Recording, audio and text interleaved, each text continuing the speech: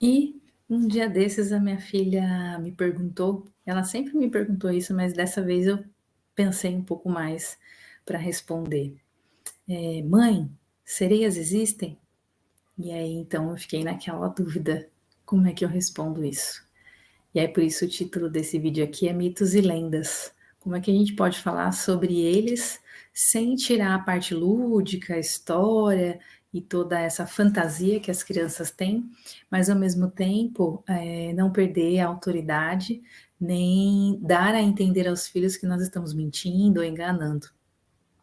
Na comunicação compassiva, existe a valorização da verdade como o norteador de todo o caminho de relacionamento, de conexão e da comunicação em si. Então, eu pensei bastante para responder e aí fui buscar nas minhas próprias referências, né? Eh, da maneira como eu ensino as pessoas a terem essa relação compassiva e a partir do método que eu tracei para ajudar pais e mães a conversarem com seus filhos e a terem esse relacionamento baseado na comunicação compassiva, então dei aquela respirada e falei assim: "Olha, eu nunca vi. Você já viu alguma?" E aí ela falou assim: "Claro que eu vi". Aí eu falei: "É mesmo? E você viu onde?" E então ela me respondeu: "Ah, tem vários desenhos, tem a tia Amanda, que é praticamente uma sereia, não é, mamãe?" Eu falei: "Ah, você acha que ela é uma sereia?" E ela: "Ah, eu acho". Então, desde os 3 anos de idade que ela muito interessada nos assuntos, de mitos e lendas, e algum tempo atrás também ela me questionou sobre se seria verdade que ao final do arco-íris tem um pote de ouro, né. Quando a gente vai olhar, estudar o que é mito, o que é lenda, dizem assim genericamente, tá, não sou professora de história, nem é nosso foco aqui, nem de sociologia, antropologia, né, o que a gente fala aqui é sobre comunicação, relacionamentos, e vale lembrar que eu sou enfermeira, então o meu principal foco é no cuidado, no acolhimento, é na maneira como nós podemos desenvolver as nossas relações para que a gente ajude os filhos a desenvolverem saúde emocional e a saúdes em todas as dimensões. Então, quando ela me perguntou a respeito do arco-íris, eu também fiquei pensando, que será que um adulto deveria responder, né? E em comunicação compassiva, uma coisa que nos ajuda muito é a gente ter claro, né, ter consciente de que não existe certo e errado, mas que existe aquilo que possa atender a necessidade de todos e aquilo que enriquece a vida de todos. Então, partindo desse princípio, aí fazendo uma busca rápida aqui da diferença entre mitos e lendas, basicamente mito seria aquilo que não existe nenhum indício de, né, de alguma comprovação de que aquele fato existiu, e lenda seria algo, alguma história, algum evento, algum momento específico, onde existe uma base, né? Ela saiu, foi criada, exagerada, uma história até chegar nos dias atuais, mas existe uma base. Em algum momento do passado da história onde aquilo teria acontecido. Então, teríamos como lenda, né, Robin Hood, que roubava dos ricos para dar para os pobres, teríamos a lenda do rei Arthur, né, e diversos mitos, as próprias mitologias gregas, enfim, né, várias histórias, as próprias sereias e a, a lenda ou mito do arco-íris, enfim. Bom, a questão é que como pais, né, como educadores que somos, o que a gente vai precisar fazer na maioria das vezes, né, e eu acredito, e recomendo fortemente que a gente faça assim, é que a gente seja especialista, na verdade, na criança, no filho ou no adolescente que a gente tem.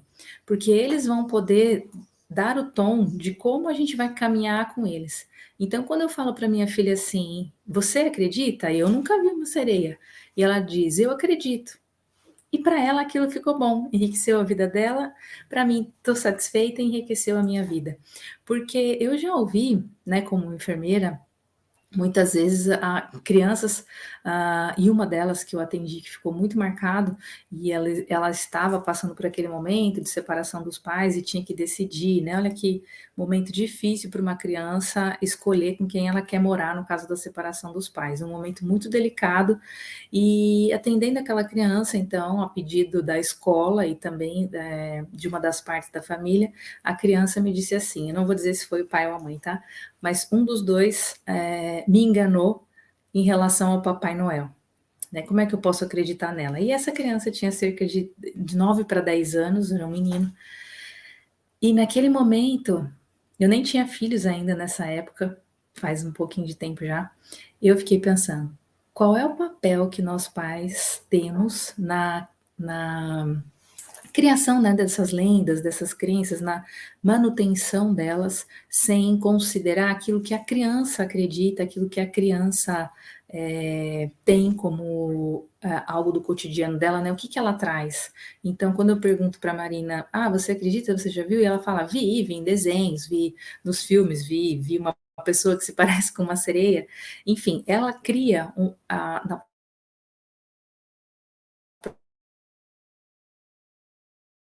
própria, talvez ela queira só ter outras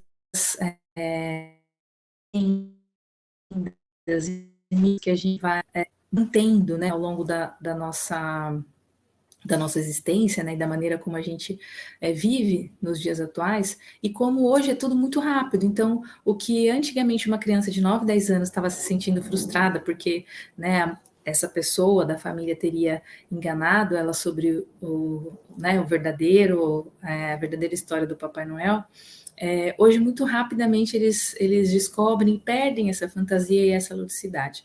Como eu falei, não tem nada de bom nem de ruim, mas o que a gente pode aprender com isso é que acho que a maior lição, né, para mim é a maneira como eu respondo tem que valorizar quem está perguntando. Não somente a pergunta, porque por trás da pergunta tem: você me vê? Você me ouve? Você está comigo? Então, mais do que a gente ter todas as respostas, é a gente poder estar inteiro no momento em que a pergunta é feita e valorizar aquilo que a criança traz. Espero que faça sentido aí para você.